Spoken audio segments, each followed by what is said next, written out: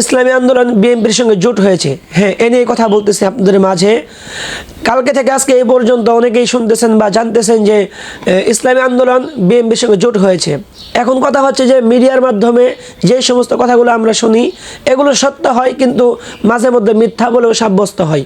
তবে এখন পর্যন্ত আমরা নির্দিষ্ট কোনো প্রকার তাদের যে পেজ রয়েছে বা নিজস্ব চ্যানেল রয়েছে, তারা তাদের চ্যানেল থেকে পেজ থেকে ওইভাবে যে সমন্বয় করেছে এটার কোনো প্রমাণ দেখা যায়নি।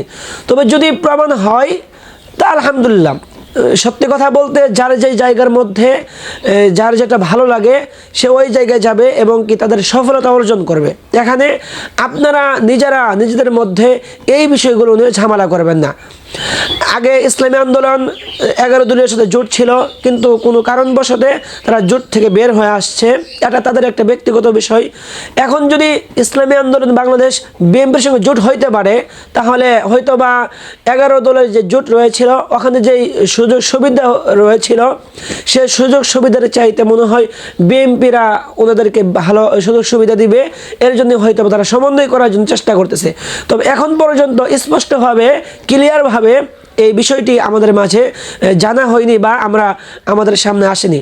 তবে কথা হচ্ছে যে এখন পর্যন্ত যেহেতু ইসলামী আন্দোলন 11 দলের সাথে যোগ হয়নি বা এখনও মিল হয়নি, এর দ্বারা বোঝা যায় যে হয় তারা একক নির্বাচন করবে, নয়তো বিএনপির সাথে বা অন্য কোনো সংগঠনের সাথে তারা যোগদান করবে। আমরাও তাদের জন্য দোয়া করি এবং কি তাদের সাফল্যের জন্য, ভালো কিছুর জন্য আমরা সর্বদাই সবার জন্য দোয়া করি।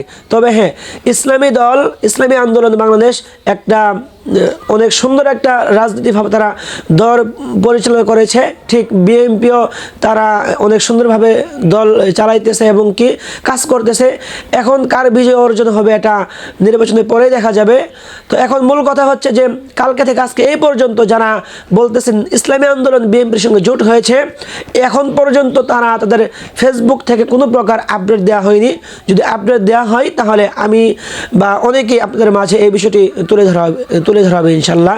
তো এতক্ষণ পর্যন্ত আপনারা ভালো থাকবেন, সুস্থ থাকবেন এবং আমাদের পাশে থাকবেন। আসসালামু আলাইকুম ওয়া রাহমাতুল্লাহি ওয়া বারাকাতুহু।